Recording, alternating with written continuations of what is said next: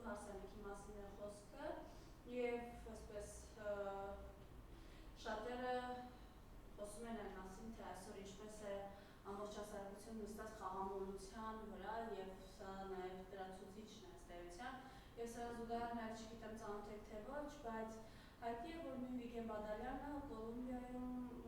Հայաստանի պատվավոր դեսպանն է այսպես նշանակված, հյուպատոս ավեշում։ Խնդրեմ այս ամենի հետ կապված ձեր գնահատականը, որովհետեւ եթե չեմ սխալվում, դուք կարիք ունեցել եք բազմիցս խոսելու խաղամոլության Այո, եւ այն սարսափելի թվերը, որոնք արկա են խաղամոլությունում։ Այն որ Վիգենը նշանակվել է Կոլումբիայի դեսպան, դա սիմվոլիկ է եւ ճիշտ է, որովհետեւ Կոլումբիան աշխարհի նարկոտիկների մատակարարման 40%-ն է ապահովում եւ բնականաբար Վիգենի նման մեկը պետք է նշանակվեր Կոլումբիայում դեսպան, որտեղ ապրում են երևի հայեր, ապրում են մի քանի ընտանիքներ եւ այնտեղ դեսպան ունենալու անհրաժեշտությունը այդքան ակնհայտ չէր։ Պատվավոր հյուպատոս, այո։ Ես ուզում եմ հիշեցնել նաև մի բան, որ ինչ եղավ 2 տարի առաջ, երբ բանան ներկրող ընկերությունները Միհրան Պողոսյան տեղեկացրեց ԱՂԾ-ին 1 տոննա բարձրորակ կոկաինի արկայությունը Հայաստանի Հանրապետությունում։ Ինչ եղավ այդ կոկաինը, ինչ եղավ նրա ճակատագիրը։ Համենայն դեպս խոսում են, մարդիկ խոսում են, որ այդ կոկաինը իշխանությունների հովանավորության ներքո բաժանվեց ժողովուրդներին եւ այսօր աղմուկ են բարձրացնում, որ գիտեք ինչ կա դպրոցներում կոկաին են օգտագործում, երեխաներին կոկաին են բաժանում, դա իսկ որտեղից այդ կոկաինը, ես ասեմ ձեզ, որ այդ 1 տոննա կոկաինը, որը պետք է այրվեր, ոչնչացվեր քրեական գործի շրջանակում, այդ կոկաինը չի այրվել, չի ոչնչացվել եւ նա ճակատագիրը անհայտ է։ Ասեմ ձեզ, որ երեք մեր հարևան Բաքում երբ նստած էինք, թթի ծառի տակ կոկաին էին բերել թաքցրել եւ երբ մի երիտասարդ եկավ տանելու, տարեց մարդիկ պարզապես ամենավերջին բառերով վիրավորեցին։ Այն դեպքում, երբ այդ բոլոր տարեցները գիտեն ով է բերում դնում այդտեղ, բայց մեր ներքին գործերի նախարարությունը չգիտի թե ով է բերում դնում այդտեղ։ Հասարակ մարդիկ գիտեն, անգամ մեքենան գիտեն, մեքենայի համարը գիտեն, բայց չգիտես ինչու ինչ որ պետական մի հովանավորություն կա նարկոմաֆիայի վրա, որ այդ նարկոմաֆիան անարգել բաժանում է, փչացնում է մեր երիտասարդներին, անգամ հասել են դպրոցներ եւ դրա դեմ պայքարի ոչ մի միջոց չկա։ Ինչ ասես մի երկրում, որտեղ քննչական ծառայությունում 500 ծառայությունից $590,000 են գողանում։ Ինչ կարող ես ասել մի երկրում։ Ահա Նիկոլ Փաշինյանի իշխանության ողջ զավեշտը։ Իսկ երբ անդրադառնանք այս տխրահարճակ հարսանիքին, համենայնպես երիտասարդների երջանկություն ցանկանանք, բայց փաստենք հետեւյալը, որ Հայաստանի Հանրապետությունում այս իշխանությունների օրոք խաղամոլության եւ խաղադրույքների վրա միլիարդավոր դոլարներ են մսխվում եւ աշխատվում։ Այսպես, ըստ պաշտոնական տվյալներն եմ ես բերում, 2024 թվականին Վիվարոյի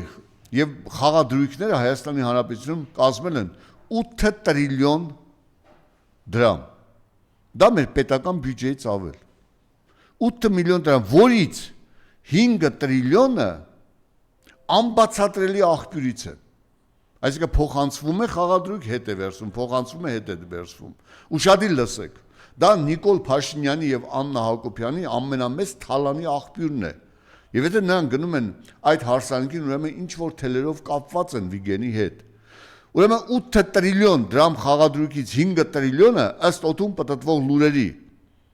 չճշտված լուրերի, բայց իրականության մեջ պետական բյուջեից գնում է խաղադրույք եւ հետ է գալիս պետական բյուջե, այսինքն փողը մնում է պետական բյուջեին, բայց տալիս է 20% եկամուտ։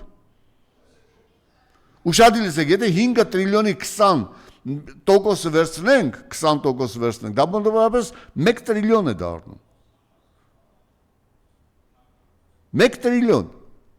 1 տրիլիոնը հաշվեք քանի միլիոն 1 տրիլիոնը մոտավորապես 2 միլիարդ դոլար է։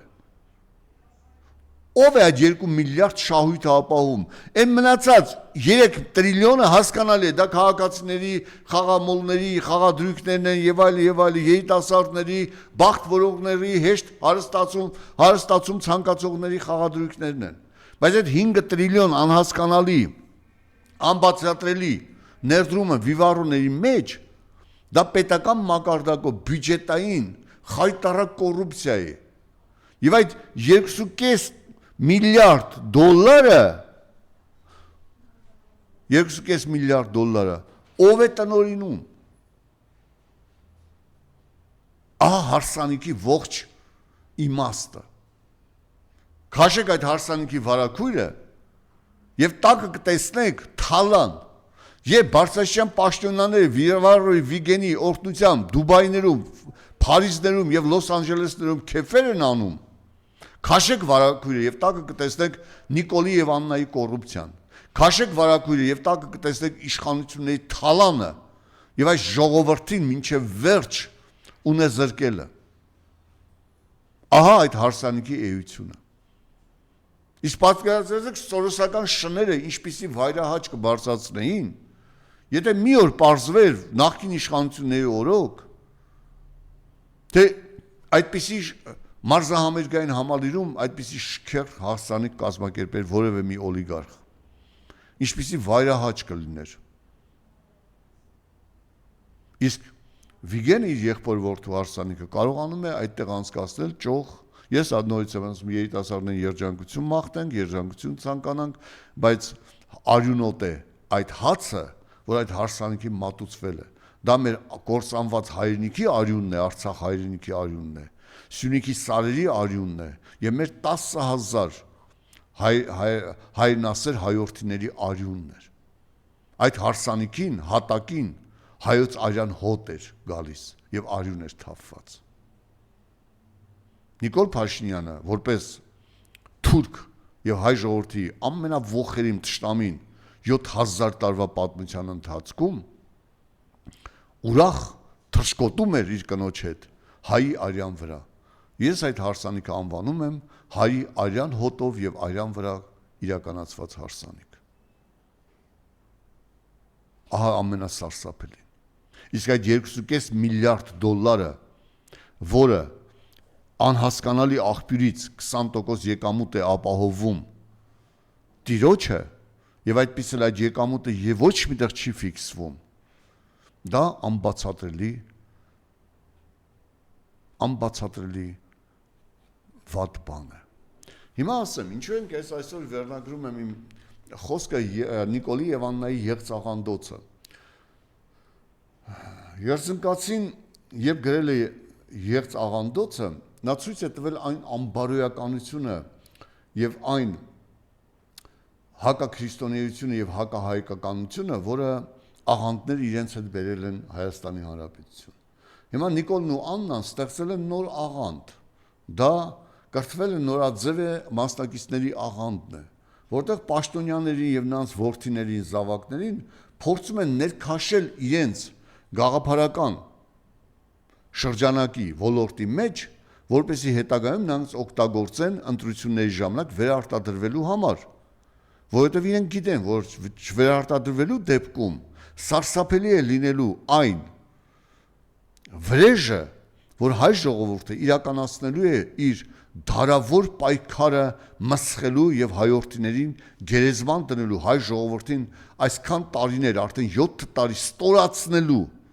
հայ ժողովրդին կործանելու համար։ Իրենք շատ լավ գիտեն։ Եվ եղծ աղանդոց օգտագործելով մարդկանց մեջ աղանդավորական գաղափարներ ներմուծելով,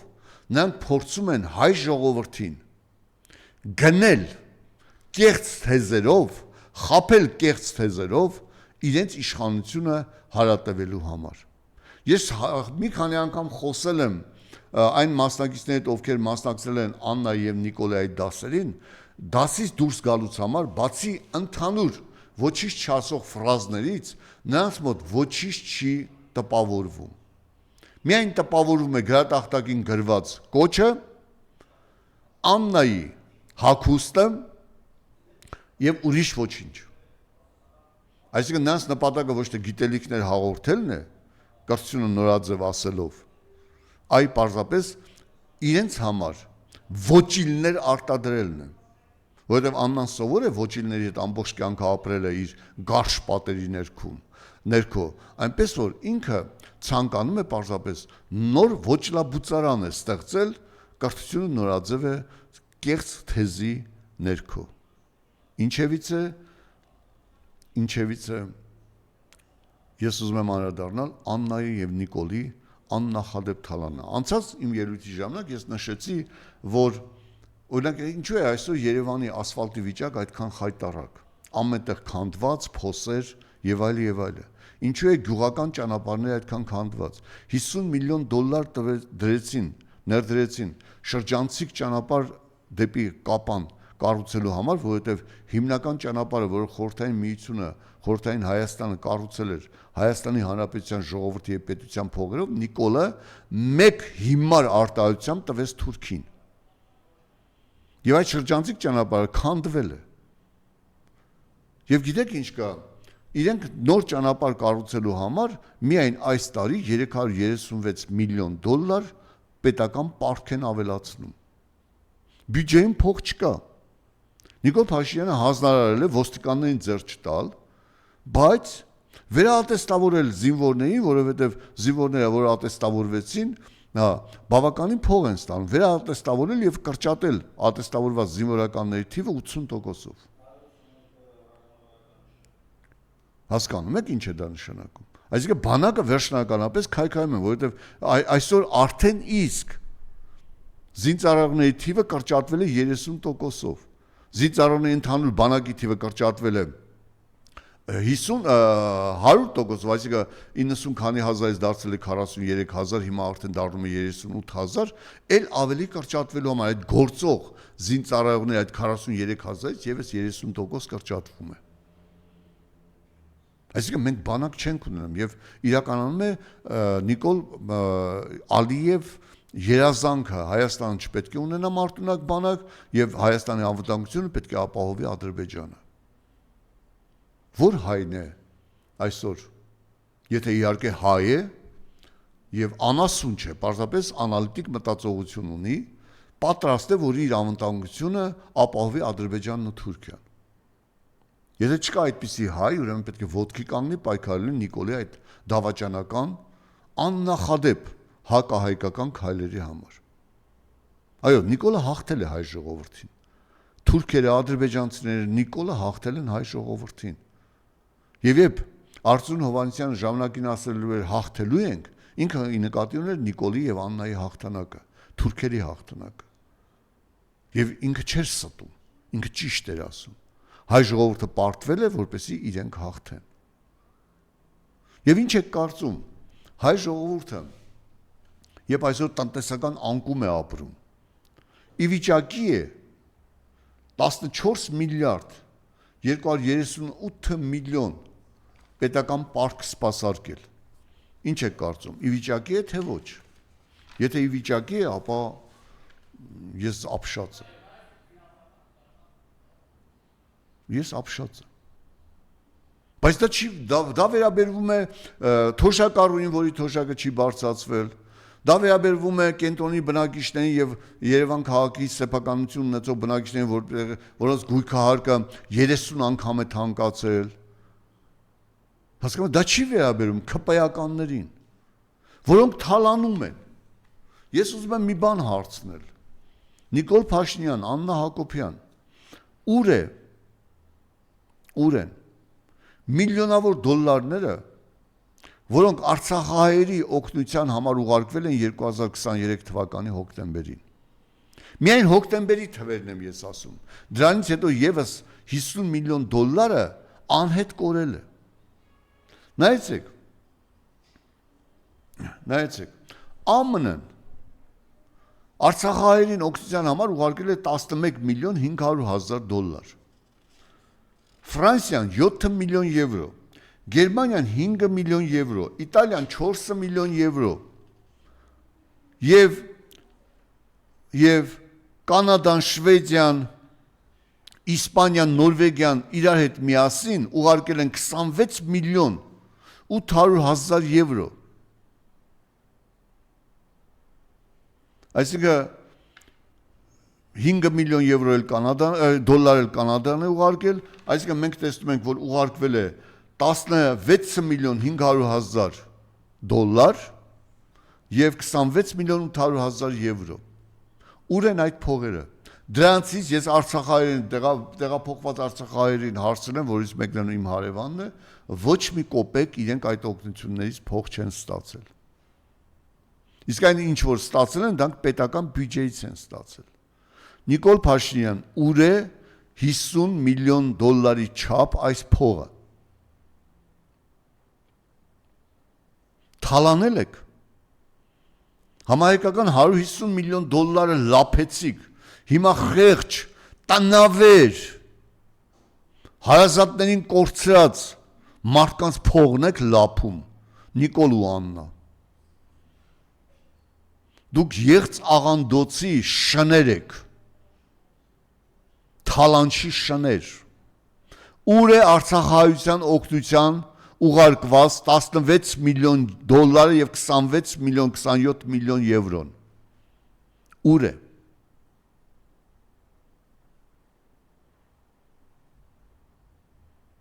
Սիրելի հայ ժողովուրդ, դիմում եմ ձեզ, միթե կարելի է թույլ տալ այսպես թալանել, դրա համար այն հարսանիքները, որ այդ իշխանություններն անում են, նրանք հայի արյան հարսանիքներ են,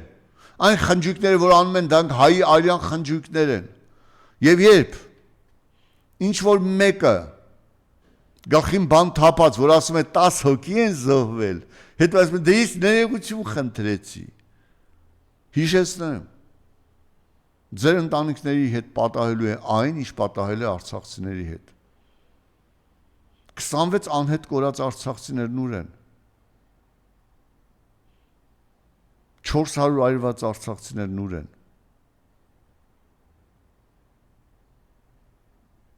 Ես ձեզ եմ հարցնում, հայ ժողովուրդ, միթե կարելի այդպիսի իշխանություն պահել։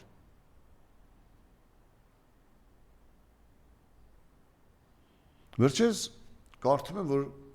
Սննդի անվտանգության նախկին ծառայության նախկին պետը Արմեն Դանիելյանը ձերբակալվել է, կալանավորվել է։ Եվ երբ նայում ես քննչական գաղտնիքներ չհրապարակելու համար մամուլում տեղ գտած նյութերը ամփոփելով, երբ նայում ես այդ երիտասարդին, ում առաջին պաշտոնն էր դա այդ բարձր պաշտոնը կյանքում, ինչպիսի թալան է իրականացրել, ապշում ես։ Եվ այս իշխանությունները դեռ խոսում են արդարությունից, կոռուպցիայի դեմ պայքարից, ասում են բյուջե եք լցնում, դու բյուջե չես լցնում, դու թալանում ես հայ ժողովրդին։ Կիրակի օրը ես եղել եմ Մալաթիայի շուկայում։ Այդպիսի ողորմելի դատարկություն Կիրակի օրը Մալաթիայի շուկան դեռ չէր տեսել։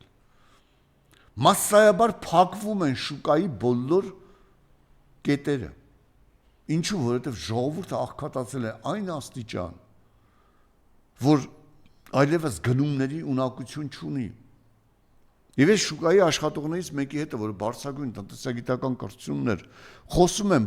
եւ ասում եմ, որ միայն Երևան քաղաքից Նիկոլ Փաշինյանը հարկերի, турքերի, գույքահարկի, турքերի, տուժերի միջոցով 1 տրիլիոն 250 միլիարդ դրամ ավել փող է հավաքելու եւ բերում եմ դա փաստերը։ Տրանսպորտի թանկացում, գույքահարկի թանկացում, հողահարկի, շինարարության հարկի, ավելացված արժեքի հարկի, շահութահարկի, շրջանառության հարկի, ամեն ինչի թանկացումը բերելու է նա, որ միայն Երևան քաղաքում 1 տրիլիոն 250 միլիարդ դրամ ավել փող է հավաքելու։ Դա տնտեսական սնանկացում է մի ժողովրդի։ Եվ այդ ֆոնի վրա ես կարդում եմ թուրքական տնտեսագիտական մի վերլուծություն։ Իսկ դուք գիտեք, եկամտահարկի միջոցով բնակարաններ գնելու եւ համասեփականատիրության միջոցով ընտանիքի 2 անդամները բնակարաններ գնելու այդ ծրագիրը Նիկոլ Փաշինյանը ինչու 2025 թվականի հունվարի 1-ից օրենքի ուժով դադարեցրեց։ Թուրքական վերլուծությունը ասում է, որովհետև բանկերը հարստանում էին, քաղաքացին հարստանում էր, որովհետև այն պետական բյուջե գնացող հարկը, որ իրենը չէր, դառնում էր իրեն սեփականության ֆինանսական հիմքը, իսկ այդ դեպքում նրանք պարզապես բնակարան չեն գնում, Այսօր Երևան քաղաքում 65,000 պատրաստի եւ կառուցվող բնակարան կա, որոնք պահանջարկ շուկայական պահանջարկից դուրս են մնացել։ Առաջարկը կա 65,000, բայց շուկայական պահանջարկը չկա։ Եվ դրան գումարած հայ ժողովուրդ ձեզ բերեմ մի ուրիշ թիվ։ 261 Թուրքիայի քաղաքացիներ ստացել են ազգությամբ ոչ հայեր, ստացել են Հայաստանի Հանրապետության քաղաքացիություն։ Եվ այդ խայտարակ պայմանագիր, խաղաղության պայմանագիր կոչեցյալի շնորհիվ 300,000 թուրքեր պետք է գան եւ բնակվեն Հայաստանում, Սյունիքում, Գեղարքունիքում եւ Երևան քաղաքում։ Հիմա դուք պատկերացնում եք, թե ինչու Նիկոլ Փաշինյանը այդ ծրագիրը չեղել հայտարարեց։ Եվ թուրքական տնտեսական վերլուծությունը ասում է, որովհետև Թուրքիայի եւ Ադրբեջանի գնողականությունը այսօր մի քանի անգամ բարձր է եւ ազգային ծրագրերը ուղղված են նրան, որպեսզի Հայաստանը խաղաղ ճանապարհով օկուպացնեն։ Ես իմ բոլոր ելույթներում ասել եմ, դա ասել է Իլհամ Ալիևը, որ Ադրբեջանի պետությունը 22 միլիարդ դոլար է հատկացրել վերաբնակեցման ծրագիրը իրականացնելու համար։ Դե հիմա տեսեք, հայրը այդ բնակարանները եկամտահարկի միջոցով չեն կարողանում ձեռք բերել այլևս, այդ ձեռք է բերում 21-22 միլիարդ դոլար պետական սուբսիդիա ստացող թուրքը, որը գալու է Հայաստանի սրտում 300,000-ի դեպքում, վերաբնակեցման դեպքում, ուղիղ 2 սերունդ հետո էթնիկական մեծամասնություն է կազմելու Հայաստանի Հանրապետությունը։ Ահա Նիկոլի խաղաղության կեղծ թեզը։ Եվ այն անշան է նա ստորանում, որ Ալիևին մուրում է խաղաղություն, խնդրում է, աղաչում է, որովհետև հայ ժողովրդին կործանման է հասցրել։ Միակ բացատրություն, թե ինչու կործանեցիր, նա պետք է ասի խաղաղություն ապահովելու համար։ Խաղաղություն ապահովելու համար։ Շարունակենք Նիկոլական թալանը։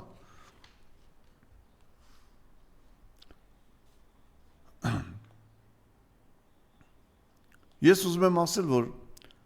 պետական բյուջեի հաշվին Երևանի կենտրոնում կառուցվել է սրճարան։ 500,000 դոլար փող են նվիրել ՔՊ-ական մեկին սրճարան կառուցելու համար։ Ես ուրիշ բան ասեմ։ Դուք գիտեք, որ Անիֆի քրեական գործը սառեցվել է, Նիկոլ Փաշինյանը թույլ չի տալիս։ 72 միլիոն դոլար մսխվել է։ Եվ այնպիսի ակնառու թիվ, որ 42 միլիոն դոլար փոխանցվել է 7 օրվա մի ընկերությանը, որի տնօրենը Ավինյանի կնոջ ընկերուհին է։ Եվ գիտեք ինչ կա, ապրիլ ամսին Անիֆին կառավարությունը հատկացրել է 72 միլիոն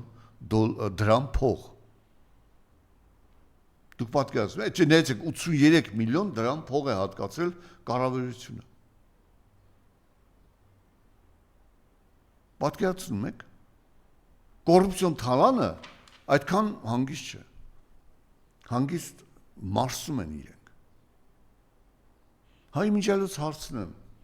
ինչ եղավ 12 հոգի կալանավորեցին մեղադրանք առաջադրելով, որ կորոնավիրուսի ժամանակ բան են արել։ Կեղծիքներ են թույլ տվել եւ թալանել են բնակիչներին եւ չեն մուտքագրել, հարկային պարտավորություններ չեն իրականացրել,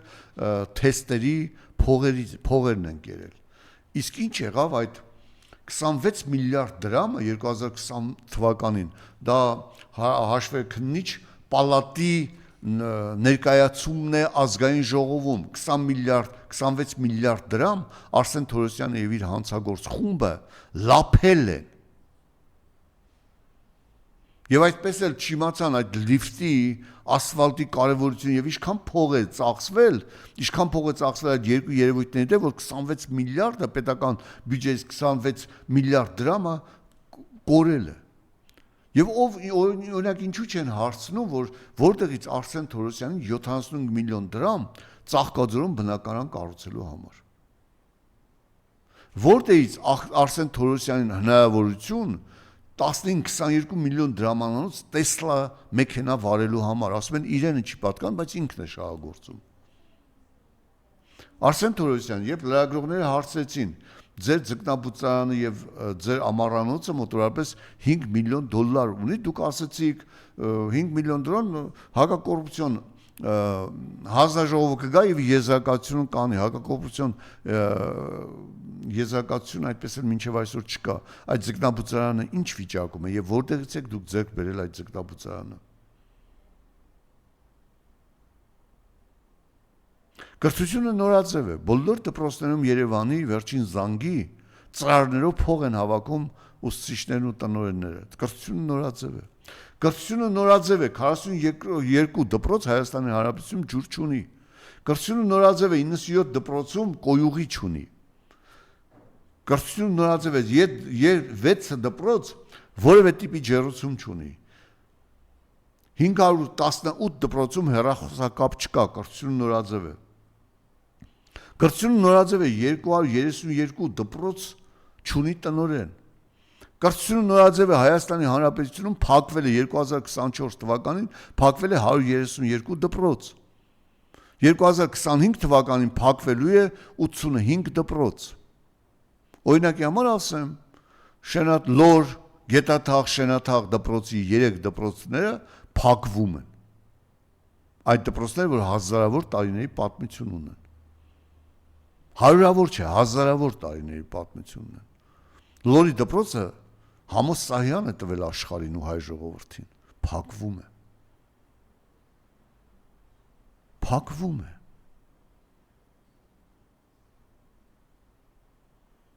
Փակվելով օրինակի համար 6 աշակերտ ուներ Սալվարդի դպրոցը Հայաստանի Հանրապետության Սյունիքի մարզի Սալվարդի դպրոցը 6 ընտանիք փակվեց դպրոցը 6 ընտանիք Սալվարդ գյուղից երիտասարդ ընտանիքներ տեղափոխվեցին այնտեղ որտեղ կա դպրոց եւ գյուղը 6 ընտանիքով քայքայվեց հասկանում եք ինչ քաղաքականություն է վարում այսօրվա իշխանությունը կրթությունը նորաձև ոչ լաբուծարան բացելով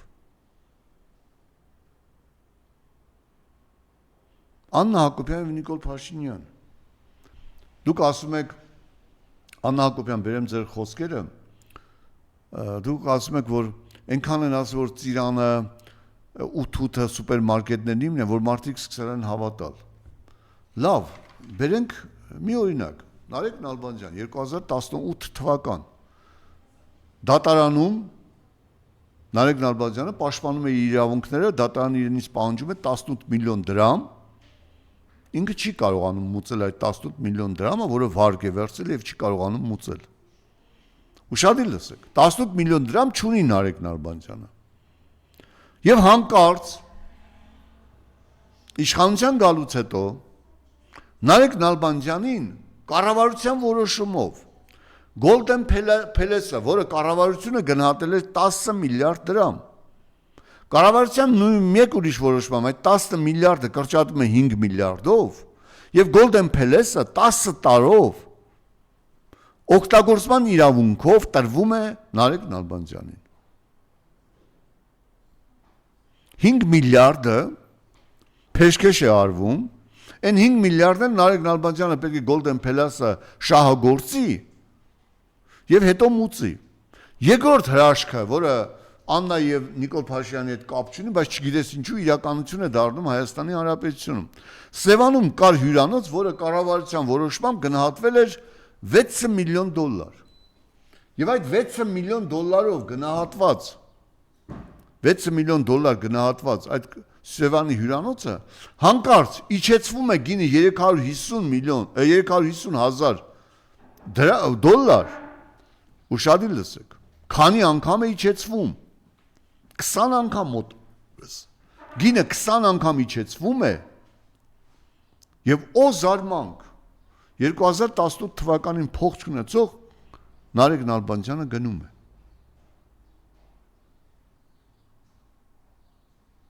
Իսկ դու գիտեք սիրելի հայ ժողովուրդ որ Լուսակերտի թշնամբուծական ֆաբրիկան նույնպես գնել է Աննա Հակոբյանը Եվ աշխատողները այնտեղ ասում են որ մենք Աննա Հակոբյանի աշխատողներն ենք բայց գիտեք ինչ կա այն վարակույրը որը տնտեսական կոռուպցիա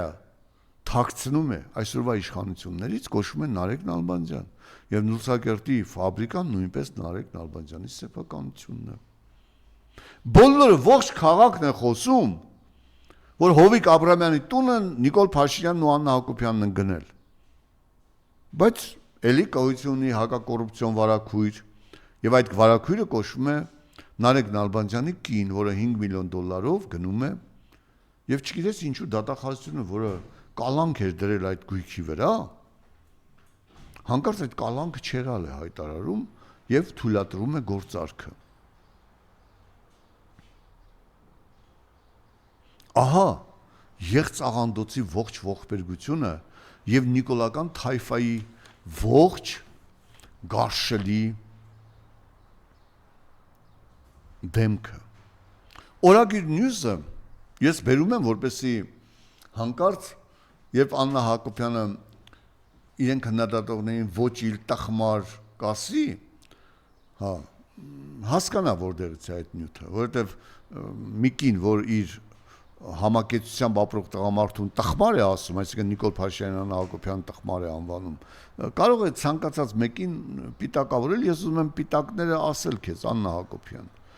24 մայիսի 2024 թվականին Օրագիր Նյուզը գրել է հետաքրքիր մի բան, որ Աննա Հակոբյանը, վերնագիրը Աննա Հակոբյանը երկրորդ Սաշիկ 50%։ Եվ բերել է հաշվարկ, որ Աննա Հակոբյանը Քաջարյանի պղնձամոլիբդենային կոմբինատից յուրաքանչյուր ամիս 900,000-ից ավել դոլար ավել եկամուտ ունի, որովհետև ստեղծել է մոնոպոլիա, խտանյութի տեղափոխման, Երևան տեղափոխման մոնոպոլիա, վարորդներին ոչ մի ոստիկան չի կանգնեցնում, չի անհանգստացնում, որովհետև բոլորը գիտեն, որ դրանք Աննա Հակոբյանի մեքենաներն են։ Հասկանում եք։ Եվ 900,000 եկամուտ։ Եվ ես ուզում եմ մի բան հարցնել։ Փետրվարի 14-ին, 2025 թվականի փետրվարի 14-ին Քաջարյանի պղնձամոլիբդենային կոմբինատի հաշիվներից $500 միլիոն է փոխանցվել օֆշոր։ Ում է փոխանցվել այդ փողը։ Հայ ժողովուրդ։ $500 միլիոն բավական էր, որպեսզի Հայաստանի Հանրապետության թոշակառուները, որոնք ստանում են մինչև 100,000 դրամ թոշակ, 10 տարի ստանան 100,000 դրամ թոշակ, բոլորն, որոնց թոշակը չի գերազանցում 100,000-ը։ 10 տարի։ Ժողովուրդ, դուք հասկանում եք, ինչ թալան է դա։ $500 միլիոն անհետ կորել է։ Պատկերացնում եք դա։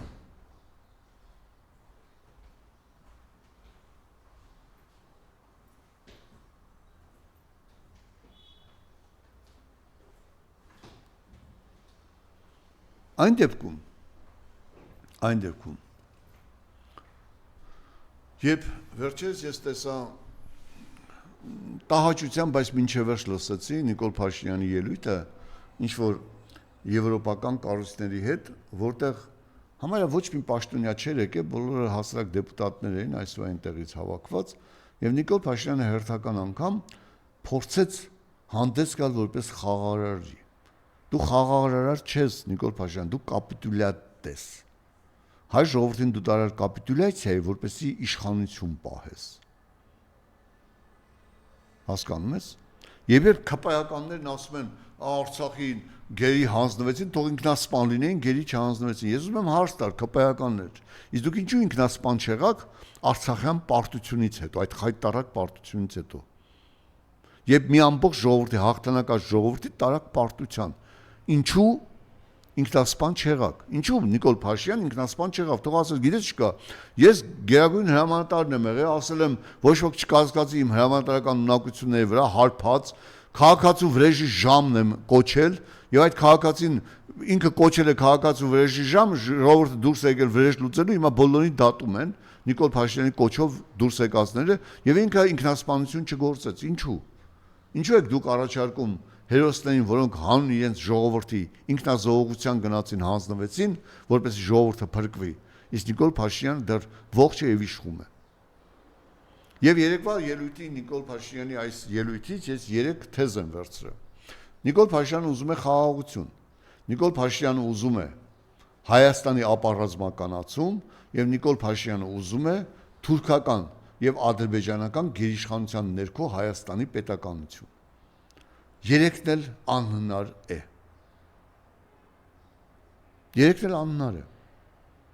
Եվ ասում է, ես կփոխեմ սահմանադրությունը, կառաջարկեմ փոխելու սահմանադրությունը, որպեսզի խաղաղության պայմանագրի իհարկե մինչև այդ ասում է դեռ հələ սահմանադրական դատարանը կարող է խաղաղությունը ճանաչել օրինական ուժի մեջ մտնող,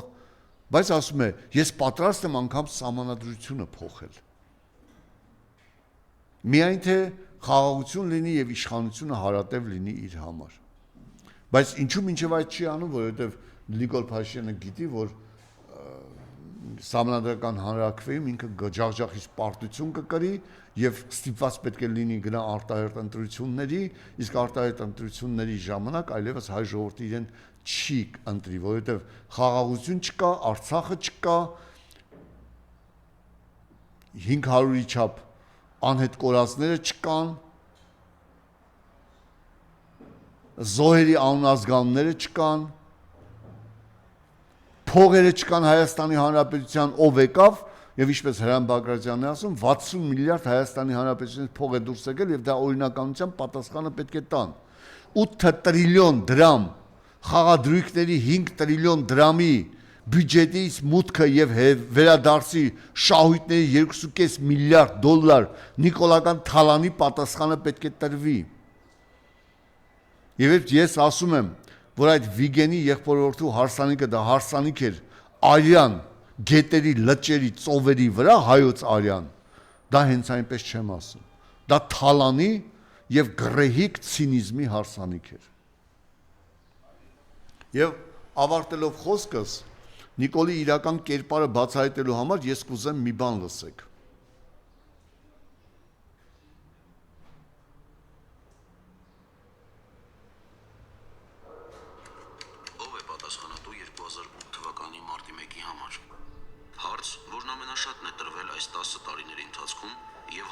Վերջին շրջանում հեղափոխությունից հետո ակամայից հարց է ծագում ինչու իրականում բացահայտելու թե հեշտական քաղաքական շոուի իսկ գուցե իրական մեղավորներին թաքցնելու համար սակայն կան մարտի 1-ի հետ կապված կարևոր փաստեր որոնք շատերի հիշողությունից կարծես վերացել են կամ գուցե ամեն բան արվել է որ դրանք մոռացվեն 2008 թվականի մարտի 1-ի ողբերգական իրադարձություններից օրեր անց համացանցում հայտնվեցին հեռախոսազանգերի ձայնագրություններ, որոնք լսելուց հետո պարզ է դառնում, որ շատ բան մեզ այլ կերպ է ներկայացվել։ Ինչ են մեզ փորձում համոզել, որ հավաքն ինքնաբուխ էր եւ ժողովուրդն ինքներն էր որոշել գնալ Ֆրանսիայի հրապարակ առանց որևէ մեկի հստակ ուղղորդման։ Լսեք ուշադիր։ Մարտի 1 առավոտյան 11:30 Նախագահի թեկնածու Լևոն Տեր-Պետրոսյանի շտաբի անդամ Նիկոլ Փաշինյանը զանգահարում է նույն շտաբի պետ Ալեքսանդր Արզումանյանին։ Ալո։ Պարոն Արզումանյան։ Հա։ Ո՞նց եք։ Լավ։ Ում հետ կապվում եք ասեք թող Ֆրանսիա դες պատան մոտ հավաքվեն։ Ելի իմ անդագլիկ ժողովուրդ։ Լիքը ժողովուրդ կապ այդ մարդ չկա բանը։ Մեր հարուտն Արտաշապի անանում Մենք նորմալ մարդ գնալ են դեպի։ Ինքնաբուխ ճիշտն այն է, որ ամեն ինչ հստակ կազմակերպվում էր ընդդիմության կողմից,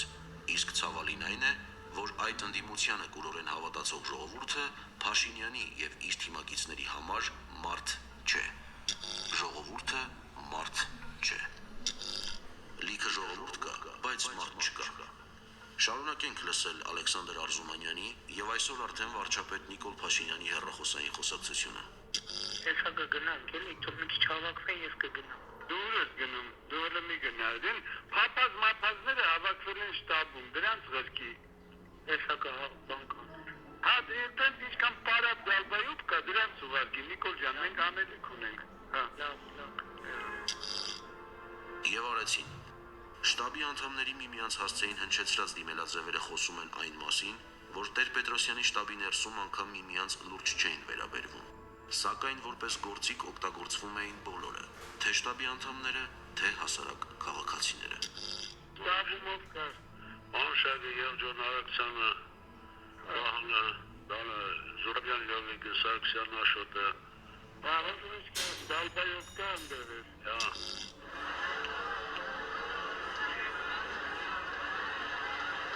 Տեսնելով, որ ժողովուրդն արդեն դուրս է եկել վերահսկողությունից, կան վիրավորներ եւ շարունակությունը կարող է ավելի ճակատագրական դառնալ։ Դավիթ Շահնազարյանը, Վարդան Խաչատրյանը եւ ելի մի քանի падգամավորներ գնում են Ֆրանսիայի հրապարակ նպատակ։ Ես ասեմ ավելին։ Ես հաջորդ անգամ այսօր տեխնիկական միջոցով չեն կարող ցուցադրել, բայց հաջորդ անգամ ցույց կտամ այն կադրերը, երբ Նիկոլ Փաշինյանը անզեն ոչ ոք զենք չունի ոստիկանները, ոստիկանության զորքերի ամբողջ զորքերն են այս Ֆրանսիայի հրապարակի մոտ եւ կանգնած են անզեն եւ Նիկոլ Փաշինյանը դիմում է ժողովրդին, ժողովուրդ հետ եկեք ղզիկ ոստիկաններին ողջույններ են ուղարկելու եւ իր կանգնած տեղից կրակում են անզեն ոստիկանների վրա, կրակում են մարտական փամփուշտներով եւ երկու զոհերը հենց այդ ժամանակ են եղել։ Հիմա ով է մարտի 1-ին արյուն թափել, Նիկոլ Փաշինյանը։ Եվ ավարտելով խոսքս ուզում եմ ասել, քանի դեռ հայ ժողովուրդ դու ոտքի չես կանգնել այս չարիքը, այս թուրքական գերիշխանության ներքո գործող դավաճանների այս ոհմակը քշելու Հայաստանի Հանրապետություններից, դու լավ ապագա չես ունենալու։ Քեզ թալանելու են, ստրկացնելու են, ունե զրկելու են եւ վերջում դարձնելու են թուրքական այվազ։